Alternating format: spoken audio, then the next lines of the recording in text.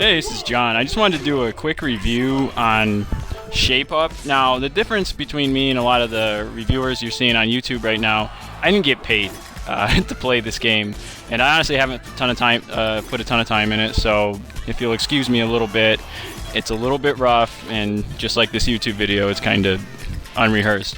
Now, I've only played probably about 75% of the games in this, so there is a decent amount of workouts in here, but basically you just have, you have your standard push-ups, jogging in place with some ducking and jumping, and then you just have a couple like knee raises and ab core workouts. Now, I'm going to tell you right now, it doesn't sound like it's that much of a workout, but don't fool yourself. You actually do get a little bit of workout, and it's kind of fun. The game you're seeing right now, I'm not super wild about, to be honest with you. You have to memorize the order of the melons in the picture, and you can tell I was a bit confused at the beginning. This is my first playthrough of a lot of these games. Now, besides, of course, your just quick workout, you have these mini quests, which is basically 15 minutes a day. I think it's 3 times a week. And basically you just fight a boss, and they try to gamify the exercises to make them more fun.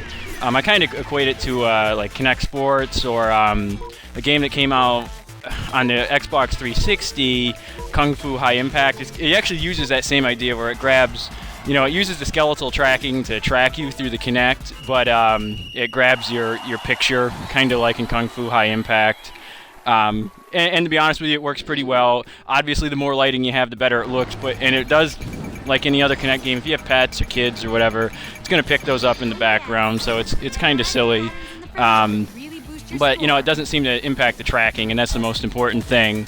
Now, overall, I'd say the game's responsive. It works pretty well. It gives you a decent workout. I don't notice any real issues with the controls. They have tutorials for every single exercise. There actually is an online mode, but it's not what you think. You can't really go head-to-head. You basically send your, what they call a replay, which is just a recording of you working out with your score. It's basically a high score, to a friend. And I think the reason why you can't do randoms is because obviously it's a picture of you, so nobody really wants to see you naked, it's that kind of thing. So they have to be extremely cautious with that, and it's a bit of a letdown because I think it could have been awesome. But overall, it's neat that they have any online capability whatsoever. Considering how limited Kinect Sports was, you could do live on that. Oh, Kinect Sports Rivals, sorry. The other two are actually good, but Kinect Sports Rivals, you could do live on that. You could challenge their avatar or whatever.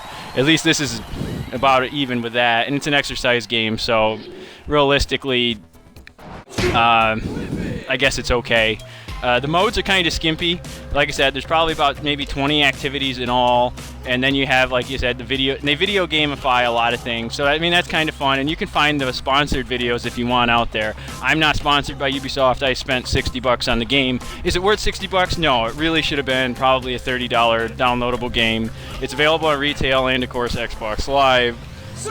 When it gets down to probably, like I said, probably about $30, which won't take long, it might be worth it. Now, there's already a season pass, and obviously Ubisoft's already in trouble for the Assassin's Creed Unity fiasco. This is ridiculous. A season pass for a game without a lot of content, and it's $25, in case you're wondering. It's not worth it right now. I mean, that makes the game $85. But if you do play it every day, you will burn some calories.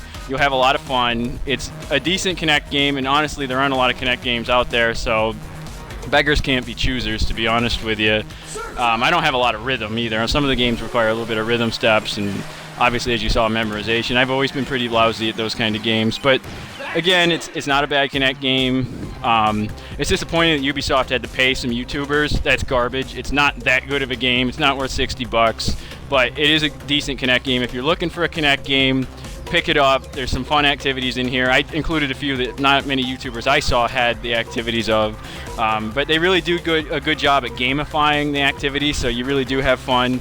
The push-ups one, I'll tell you, is quite a challenge. I think I did 50 push-ups and I was going to fall off the floor. So that's why I didn't record it, because about the last 20 seconds was just me laying there.